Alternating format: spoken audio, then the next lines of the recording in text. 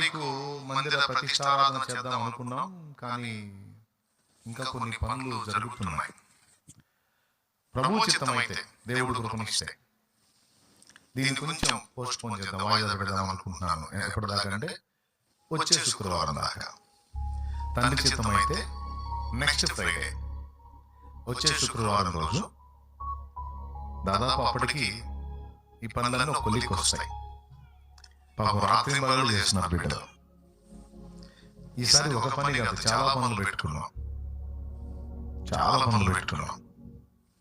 ఎందుకంటే కొంచెం కదిలించాలంటే ఎన్నో తీసేసి మళ్ళీ కట్టాల్సి వచ్చింది. కాబట్టి మీకు కూడా అర్థమవుతుండదు చూస్తే ఇటు వస్తా పోతున్నప్పుడు. ముమ్మరంగా ఈ పనులన్నీ జరుగుతున్నాయి. వచ్చే శుక్రవారానికైతే